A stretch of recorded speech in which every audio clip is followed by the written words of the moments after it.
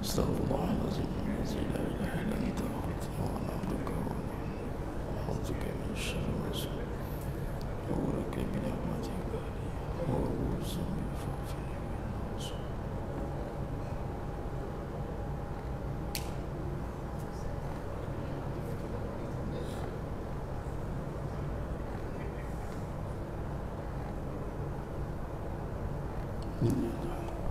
Assalamualaikum warahmatullahi wabarakatuh.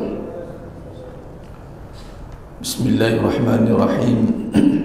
Innal hamdalillah nahmaduhu wa nasta'inuhu wa nastaghfiruh wa na'udzu billahi min shururi anfusina wa min sayyiati a'malina.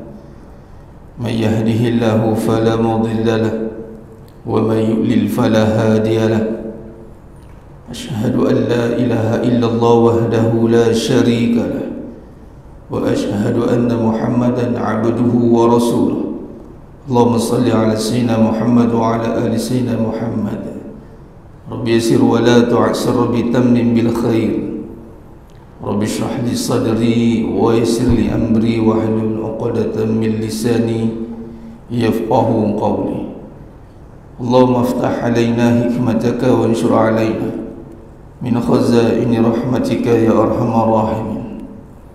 والله الذي لا إله إلا هو عالم الغيب والشهادة هو الرحمن الرحيم. والله الذي لا إله إلا هو الملك القدوس السلام المؤمن المهيمن العزيز الجبار المتكبر سبحان الله عما يشركون. هو الله الخالق البارئ المصور له الأسماء الحسنى يسبح له ما في السماوات والأرض وهو العزيز الحكيم. ولا حول ولا قوة إلا بالله العلي العظيم. ولا منجا من الله إلا إليه. أما بعد. أيها المؤمنون اتقوا الله usikum wa iyaya bittaqwallah faqad fazal muttaqun. Senajmah yang dimuliakan Allah Subhanahu wa taala, mudah-mudahan kita semua tergolong dalam golongan hamba-hambanya yang benar-benar bersyukur. Amin ya rabbal alamin.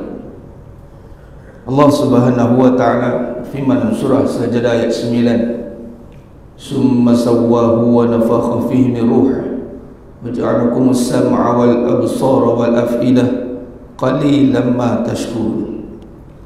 Ketika Allah Subhanahu wa taala menunjukkan roh dalam jasad kita ini, yang bermula kita ni mati, kita bermula tiada. Kemudian Allah hidupkan kita, Allah jadikan kita. Wallahu laqakum, kata Allah surah Saffat ayat 96. Wa ma ta'malun, dan seluruh perbuatan kita. Allah jadikan kita, Allah hidupkan kita. Kemudian Allah berikan sama' wal basar, yakni bukan sekadar telinga tetapi pendengaran bersertanya, bukan sekadar mata tapi bersertanya penglihatan dan bersertanya perasaan, mendengar, melihat, merasai.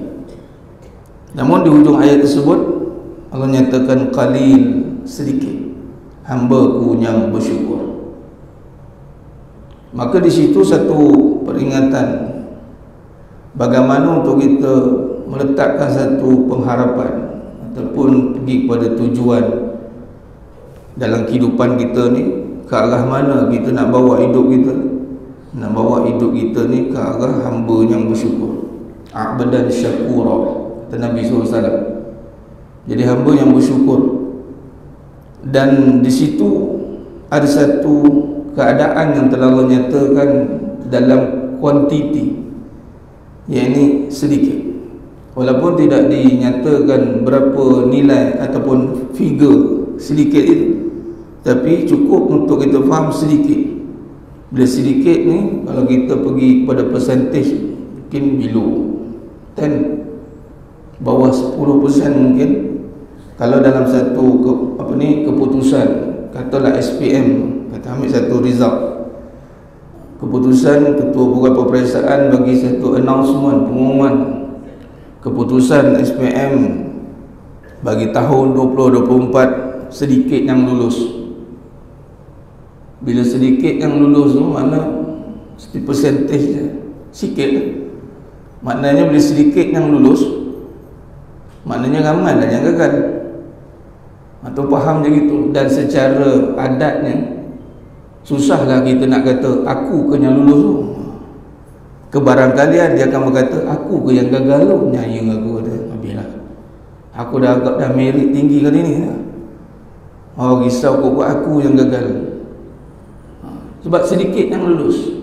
Di situ juga kita dapat satu mesej, yang ini kita bukan membincangkan tentang banyak, tapi berbincang tentang quality. It's not about quantity, it's all about quality. Quality dalam kehidupan itu terjemah pada ibadah yang dipanggil ikhlas. Itu quality, ikhlas. Ikhlas yang membawa kepada, kalau saya terjemahkan perkataan ikhlas, itu pergi kepada high class lah. Betul-betul pure lah. Benda yang genuine lah. Benda yang tak ada campur aduk. Ni pure ni. Kalau kulit pure, pure leather. Wih mahal pure leather ha? Kalau mata pure, biar pure ni maknanya high class lah. Maknanya ibadah kita ni pure lillah, lillahi ta'ala.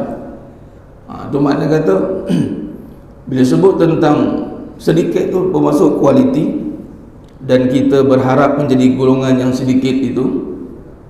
Dan dia bukan segala harapan yang kita boleh buat-buat, boleh meletakkan diri, tidak. Dia bermula dengan pengharapan yang mana Nabi SAW ajarkan kita. Tetapi maknanya kembali kepada penghayatan, kepada syukur tadi.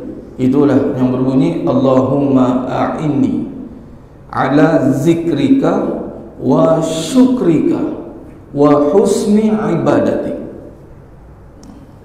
Dari situ kita melihat sifat syukur itu bukan datang dengan diri kita semata-mata, ia mesti didatangkan dengan pertolongan. Sebab apa?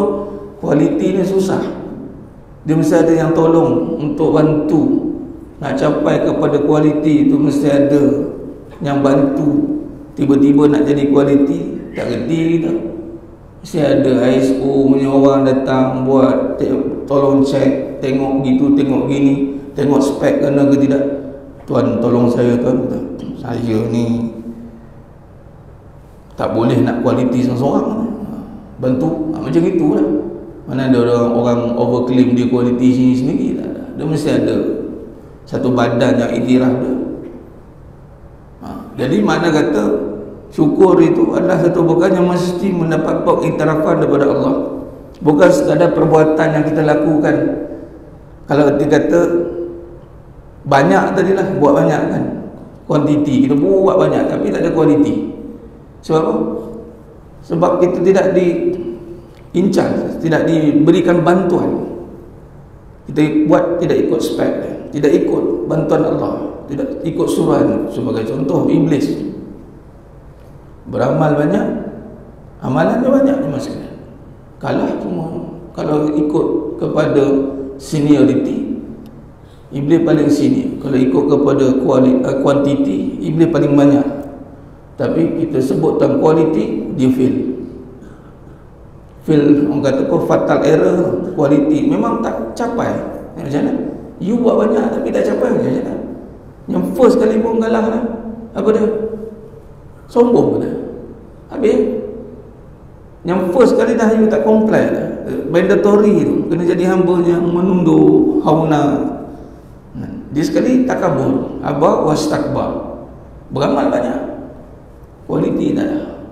Ini kita minta. Jadi bila kita minta pertolongan kepada Allah, jangan kita mulakan dengan mudah-mudahan kita jadi hamba yang bersyukur.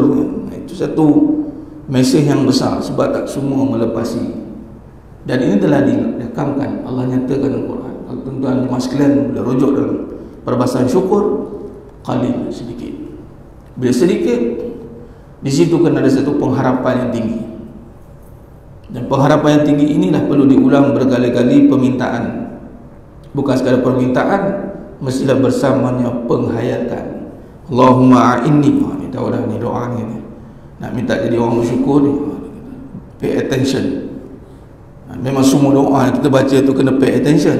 Sebab tu baik bila kita baca tu kita faham makna, ataupun kita minta dengan makna yang kita faham dengan dalam bahasa kita, Melayu contoh.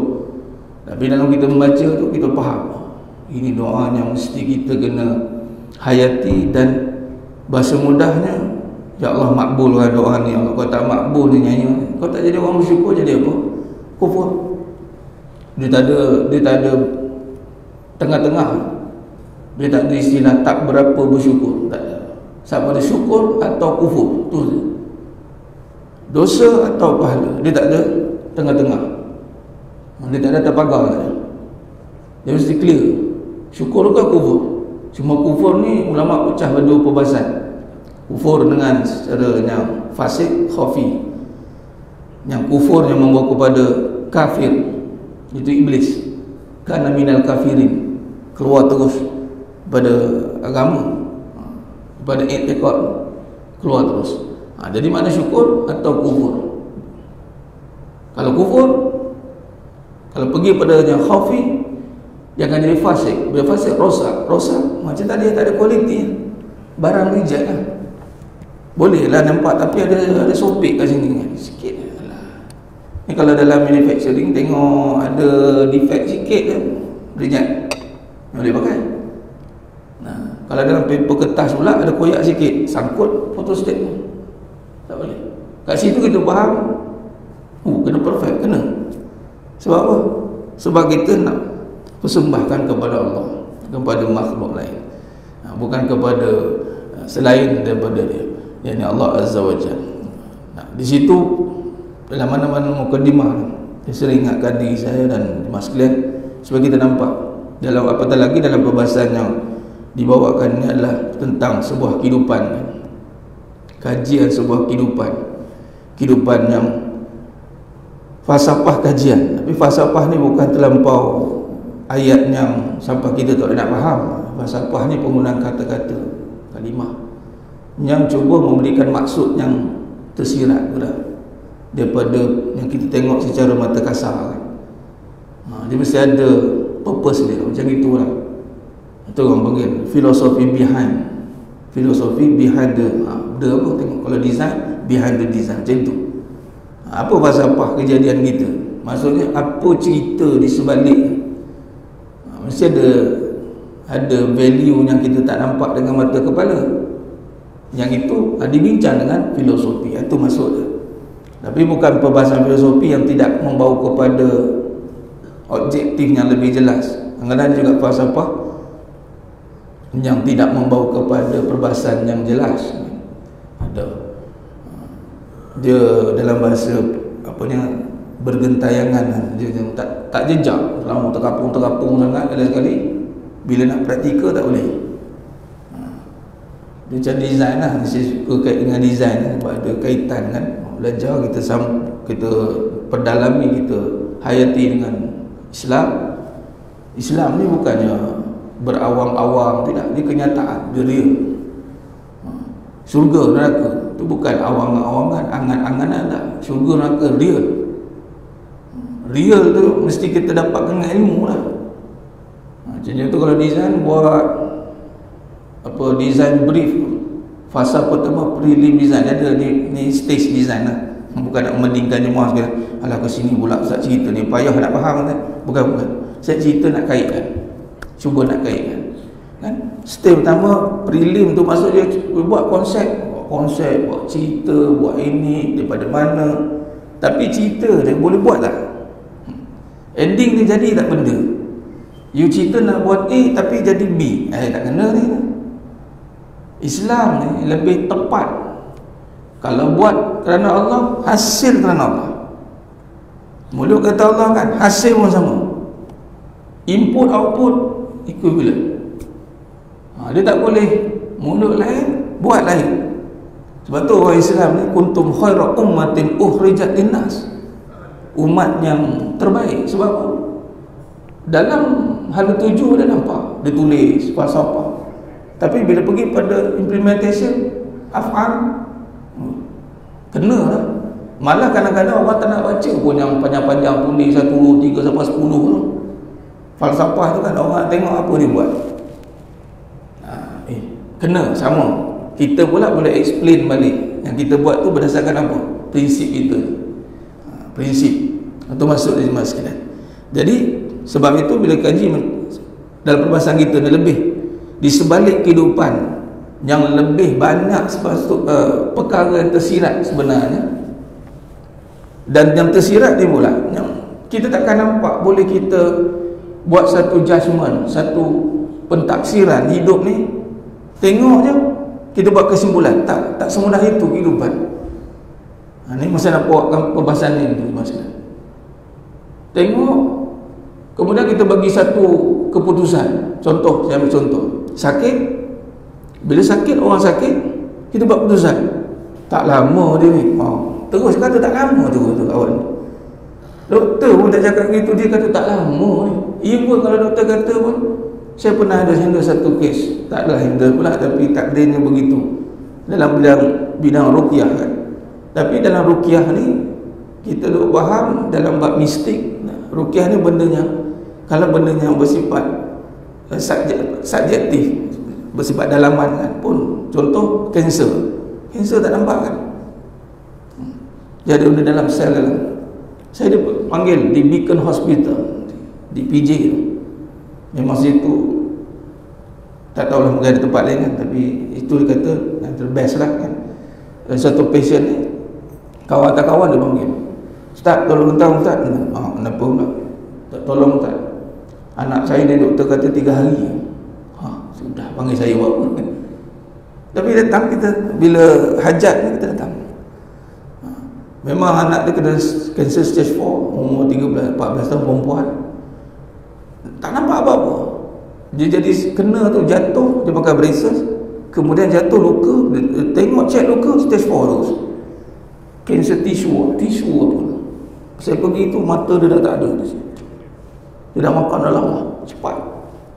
Saya kata, dia cerita apa saja saya pergi, semua, malah dia punya kos perubatan ada cecah 1 million.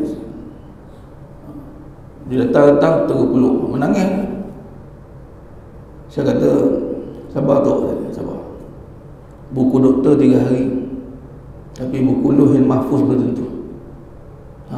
Nampak di situ. Even doktor boleh letak 3 hari tu bukan confirm. Kita sign. Mana dia confirm pasti tak dia akan sign in bracket.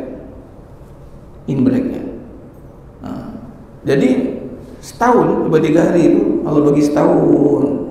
Walaupun setahun tu maknanya penyembuhan ada, tapi tidaklah sepenuhnya. Rupanya Allah nak bagi keluarga dia terima keadaan anak tu dan dia pergi dengan keadaan lapang. Itu maksud dia.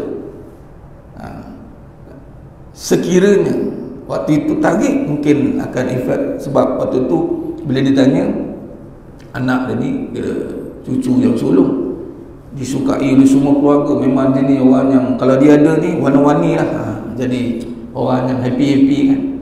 Dia lah yang mewarnakan kehidupan keluarga tu.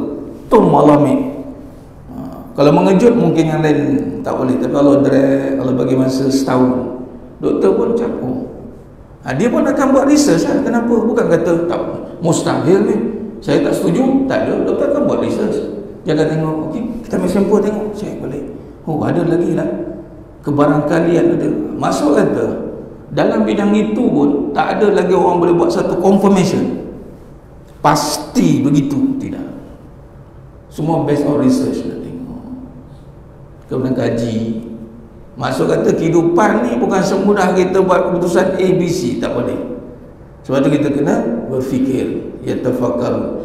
Nak berfikir tu dimasukkan, tu ada masuk falsafah tu. Kita kena fikir straight line, orang tegak macam tu, tak jadi. Bukan masuk suruh fikir bengkok-bengkok, tak. Masuk kata dia kena ada elemen lah, maksudnya ada purpose, tujuan-tujuan yang berkaitan. Allah tak jadi alam ini dengan satu ketun macam kita, tak. Dia banyak aspek, apatah lagi kehidupan yang manusia yang begitu kompleks. Kejadian kita ni too kompleks, bukan kompleks saja, sangat detail. Kalau kita kaji, Allah, takkan bila kejadian kita yang sangat detail ni, tiba-tiba kehidupan yang kita nak bawa, kita ambil sambil lewa. Ikutlah menjadi, gantaklah menjadi gitu. Tahulah menjadi. Kita ambil keadaan tu semudah itu, mana boleh. Diri kita ni Allah jadi detail mahal. Kemudian kita ambil hidup, kita buat murah-murah, tak boleh. Sebab tu dalam Quran banyak, kalau kita pergi pada pemikiran, Allah banyak kali kata, afala tafakkarun, kamu tak berfikir? Bagi contoh dalam surah Al-Alaq ayat 1 ni, Iqra bismi rabbikal ladzi khalaq, bacalah wahai Muhammad dengan nama Tuhanmu yang menciptakan segala makhluk. Ini antara dua surah yang kita kaitkan dalam falsafah kejadian manusia, kejadian kehidupan. Jadi kita kaji ni, kita kaji hidup, kita fikir, kita renung, maka kita kaitkan, kita susun balik pola pemikiran kita ni. Berfikir kita ni, kita kena ada pandu arah ke mana. Maka Al-Quran lah yang memandu arah cara berfikir, cara olah balik pemikiran. Itu memang menjadi tanggungjawab kita di masa sekalian. Satu pertanggungjawaban taklif kepada kita untuk, sebab tu menuntut ilmu ni nombor satu. Ilmu ni menyusun balik cara kita berfikir. Ilmu yang benar, berfikiran ni jadi pemikiran yang waras lah. Elok, makin bagus, makin lapang, makin maju. Kalau makin mundur, jumur tu, jadi tak betul tu. Tengok macam lain macam, jadi dah lain macam ni. Mana ada ilmu tak kena tu. Kat situ kita trace, dia tak ada jadi benda yang terlampau jadi jumut. Duduk menyendiri, mengasihkan terlampau hilang gitu, tak nak campur. Bukan begitu konsep. Dia mesti pergi kepada inklusif. Dia boleh pergi bermanfaat. Khairun nas anfa'uhum bin nas. Dia kena jadi orang yang bermanfaat. Maka di sini kalau tengok Iqra bismi rabbik, wahyu pertama turun pada baginda Nabi Muhammad SAW. Wahyu pertama Nabi yang terakhir. Al-Baqarah ayat 31 ni, Nabi dan Rasul dan manusia yang pertama. Kejadian kita rujuk kepada Al-Quran, walaupun dalam daripada ayat Al-Baqarah 31 ni ada kejadian lain. Kejadian lain sebelum Nabi Adam AS. Dan dah terbukti sebab apa? Sebab wujud dalam kajian penemuan fosil manusia yang paling dekat. Tak tahu ada penemuan lain yang dekat tak dekat dalam beberapa bulan yang lepas lah, tahun lepas kot. Megalodon di Gua Musang. Mana tuan-tuan yang orang Kelantan balik Gua Musang pergi cari Megalodon. 14,000 tahun umur fosil tu, 14,000 tahun penemuan. Perakmen 8,000 tahun. Nabi Adam AS sehingga Nabi Muhammad SAW, sehingga kita ulama tarikh menyusun period tu 6,000 tahun. Sebelum ada ini ulama kata ada, semua kita tak bahaskan kat situ lah. Kita cerita yang manusia pertama dalam rujukan Quran tu Nabi Adam AS. Manusia pertama, ayat yang pertama diajarkan kepada Nabi Adam AS. Kata Sabu Samah Datuk Syukri Mufti Kelantan, antara beliau antara yang tahun 2013, sebab ni kajian mas kan, sebut kajian, saya berjumpa bincang antaranya dengan Sabu Samah Datuk Syukri Mufti Kelantan yang mentahkikkan perbahasan ni, almarhum Tuan Guru Datuk Seri Abdul Sandin Al-Hafiz. Jumpa beliau 2013, dia punya persoalan yang timbul hasil berkajian ni adalah hidup ni macam mana nak mula. Itu start macam mana ni. Memanglah kita macam-macam teori banyak, tapi memandangkan kita ni, saya cerita background kita pada sekolah agama Samtas, Tengku Abuan Jemaah saya sebenarnya. Sains fizik tu tahun 1998 masuk. First JAIS lah waktu tu yang nak hybrid kan, integrate kan. Sampai sekarang lebih dahsyat lah, lebih imarah bagus lah. Tapi bila masuk kat universiti, kita dah masuk, dan di situ bila di situ habis, di situ yang datangnya Allah bantu. Kalaulah hidup ni diterjemah dalam binaan, dan memang ada hadis al-mu'min kal-bunyah. Nabi kata, mukmin tu ibarat binaan. Kalau mukmin manusia tu, mukmin tu ibarat binaan.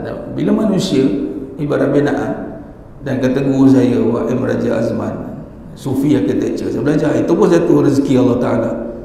Beliau ni mengkaji Sufi Architecture. Bila dia tahu tengok saya background terselit, ni apa sosek orang budak seagama masuk kat sini ni. Waktu tu pelik, waktu tu lah semua budak background teknik, budak saya sukan, saya seorang waktu tu yang budak seagama.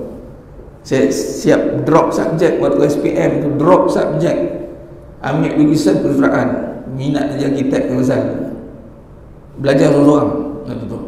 Ambil waktu dalam main drop course, waktu tu patut account, saya drop.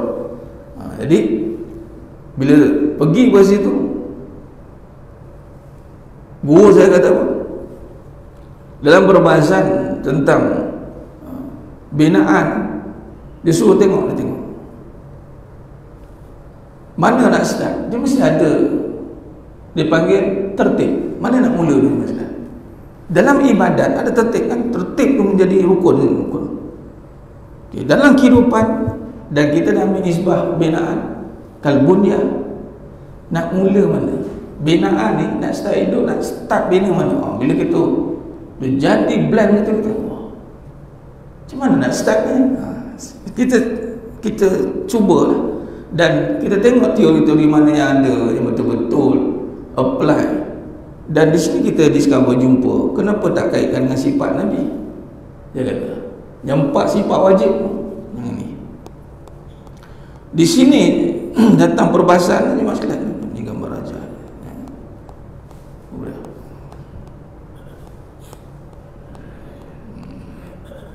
Tak maaf masalah saya scroll ni jangan tengok pening pula kan.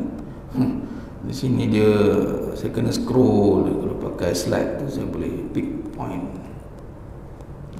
Di sini. Okey. Dia ada 4 prinsip ni. Siddiq, amanah, fatanah, tabligh. Itu pun ni jadi ijtihad tu. Kalau dalam perbahasan nubuat, ini sifat wajib yang mesti kita belajar. Wajib kita belajar. Kena beriman. Kenapa nak kaitkan dengan sifat Nabi? Sedangkan ini tentang Nabi. Yang kita kait sebab apa? Sebab Nabi diutuskan oleh Allah untuk betulkan perangai. Bila sebut tentang perangai manusia, guru saya cakap, Farid, kau buat bangunan bukan tentang untuk bangunan, kau buat untuk manusia. Kau kaji manusia, kau akan faham binaan. Sebab tu dalam silibus architecture, dia kena belajar tentang human being. Self-esteem kat mana tu, Abraham Maslow tu, teori segitiga tu, dia kena ngaji. Ngaji pasal manusia. Kat situ point. Kalau makan manusia ni, siapa lebih pakar, lebih tahu tentang manusia? Pencipta lah Allah. Dan siapa role model yang menterjemahkan manusia? Nabi SAW, qudwatun hasanah. Dan Nabi arkitek. Masalah sini saya dah bintangkan kepada saudara di UAE, saya kata Nabi arkitek. Biasa tak? Boleh tak kita kaitkan Nabi arkitek? Biasa kita tengok Nabi figur yang mungkin kita kata Nabi ni qudwah. Tapi mari dalam teknikal kadang kita susah nak relate. Rupanya kita relate lah. Masjid Quba Nabi buat. Nabi yang arkitek. Konsepnya takwa. Konsep tu falsafah takwa. Terjemah dalam binaan, walaupun pelepah tamak, tapi konsep roh tu ada. Dia dalam setiap binaan ada roh dia, masuk-masuk tentang pergi mana-mana kan, mengantau mana-mana, tak boleh rasa masuk satu tempat tu dia akan lain. Sentuhan jiwa memang tu seni bina. Sentuhan tu manusia tu. Lepas dari situlah saya kata, kalau macam itu saya kaji manusia balik lah. Datanglah seni bina kehidupan. Ustaz tak praktis arkitek lah. I'm practicing arkitek. Kat mana? Kehidupan. Seni bina bangunan, biarlah arkitek tu buat. Saya seni bina kehidupan. Yang orang nak duduk dalam bangunan tu. Saya kata, sama saya terjemahkan ni. Ni dia panggil modular ni, model ni. Dan ini dia panggil perbahasan structure ni. Ini structure. Dan Islam sangat dibangunkan dengan structure. Memang ada struktur dia. Dia tidak dibina tiba-tiba, tidak. Kan rukun yang 6, rukun Islam yang 5. Kan 5, 6, 5 kan structure. Ni siddiq, amanah, fatanah, tabligh. Fatonah tu jadi nombor 3. Kalau tuan-tuan tengok dalam nubuat, Siddiq, Amanah, Tabligh, Fatonah. Di sini kita tak boleh tukar sebarang-sebarang, ni jumhur ni. Di sinilah yang almarhum kata, dan kebanyakan terlepas pandang, sebab saya tengok ada yang tukar-tukar jadi fast, FAST, laju sikit, laju tengok. Dia nak laju jadi fast terus, dia cuba nak kaitkan Nabi tapi terbabas. Ataupun tak nak kait langsung, akan jadi orang kata apa, main copy paste, ambil adik copy paste, kadang-kadang tak kena pula. Tapi kalau kita pergi kepada sifat wajib ni dan kita ambil kehidupan bermula dengan sifat Nabi ni, dan sifat Nabi ni kita jadikan sebagai 4 elemen utama yang mesti dijadikan sebagai kaedah, kaedah. Bila sebut tentang agama ni, Islam, dia mesti berbincang tentang kaedah, kawaid. Perbincangan tentang, saya tulis itu satu, saya suka structure sketch. Okay. Bila sebut Islam pecah bertiga perbahasan besar berdasarkan hadis Nabi SAW, hadis yang Jibril AS datang, akhbarni al-iman, Islam, ihsan tu. Di sini perbahasan tentang akidah, iman, Islam, ihsan. Islam betul pergi pada syariat, kemudian pada akhlak. Ini kerangka, 3 kerangka besar yang ada dalam perbahasan pendidikan. Ni nak cerita ke bawah ni kena ada kaedah, dipanggil manhaj. Ni pun sama kaedah, ni pun kaedah. Yang kita fix mazhab manhaj. Kita baru ni Masjid Berjaya semalam kan, Dr. Mahir, Imam Masjidil Haram, jadi imam jaharkan baca Bismillahirrahmanirrahim. Boleh tak jaharkan? Ini kata adabul ikhtilaf. Ulama pada ikhtilaf dan khilafiyah ini diraih setempat. Kita Syafi'iyah ikut Syafi'i. Walaupun Imam Masjidil Haram, Imam Masjidil Haram semua ni semua pergi umrah kan, pergi haji kan, ikut anak tak ada, ikut mazhab betul. Ni kalau kaedah akidah kita Asy'ariyah Al-Maturidiyah, kalau Nusantara sifat 20, kita ngaji sifat 20. Ini ada perbahasan kita. Ataupun perbahasan khalaf, salah wal khalaf, salah wal khalaf, salah wal khalaf. Ni kaedah. Oh, saya berterangkan Al-Quran dan As-Sunnah, itu sumber kaedah. Kaedah. Kalau tasawuf, Al-Imam Ghazali, Tazkiyatun Nafs sebagai contoh, Imam Ghazali. Di sini adalah kitab-kitab yang dibahaskan. Ini pun kitab-kitab yang dibahaskan. Ini pun ada karya-karya akidah yang dibahaskan. Baik. Kalau tak ada akidah, bermaksud dia tidak structure. Ambil macam mana?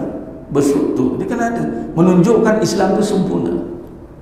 Begitu juga dengan kehidupan. Ni saya nak pergi ke sini. Sebelum kita pergi penutup, kita dapat faham konsep pun cantik lah jemaah sekalian. Bila sebut kehidupan, apa kaedah yang kita pakai yang menjadi perbahasan kita dalam kehidupan? Oh, Islam sumber kita sama, sumber kaedah, maka kita pakai pada perbahasan tadi. Ini kaedah.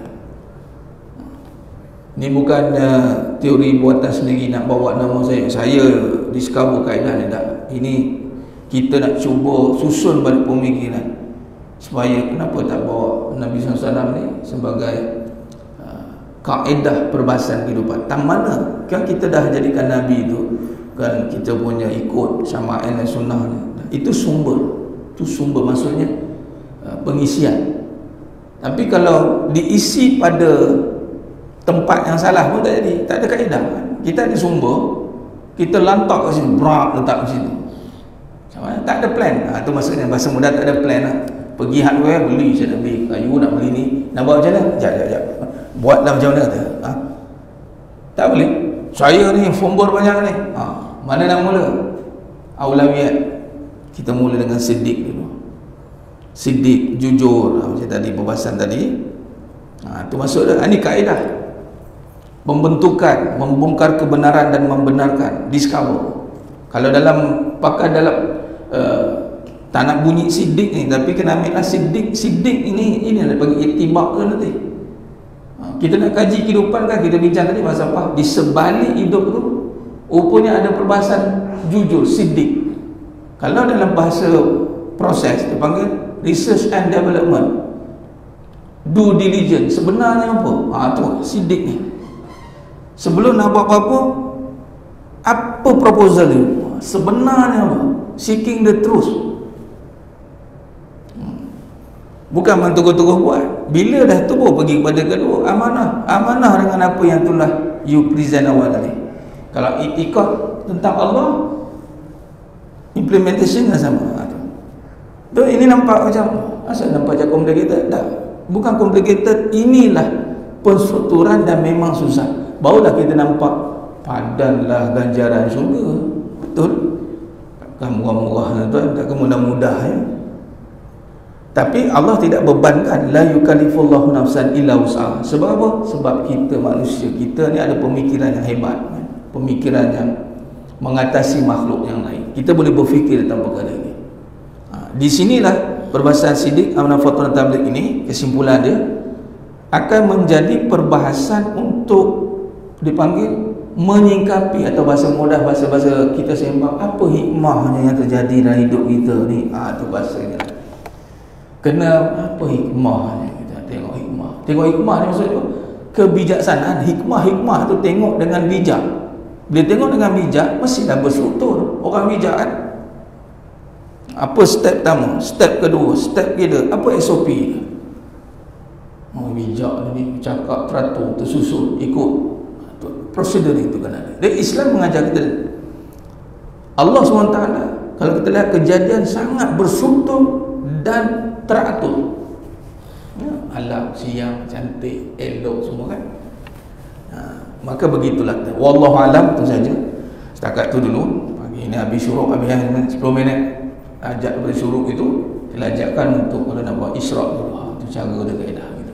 Wallahu alam. Kita sambung pada perbahasan akan datang. Perbincangan kita ini, mohon ampun maaf dapat ada kekurangan, terkasar kata kurang bicara dan penyampaian. Hanya Allah Ta'ala sajalah yang mahu menyempurnakan perbahasan kita pada pagi yang penuh barakah ni. Aku lupa lihada wa astaghfirullahalazim li wa lakum wa bila taufiq wal hidayah. Assalamualaikum warahmatullahi wabarakatuh. Kita tangguh dengan tasbih kafarah dan salatul asr. Subhanakallahumma wa bihamdika asyhadu an la ilaha illa anta astaghfiruka wa atubu. Bismillahirrahmanirrahim. Wal 'asr. Innal insana fi khusr illa alladhina amanu wa amilus solihati wa tawassaw bil haqq wa tawassaw bis sabr. Wallahu a'lam bissawab.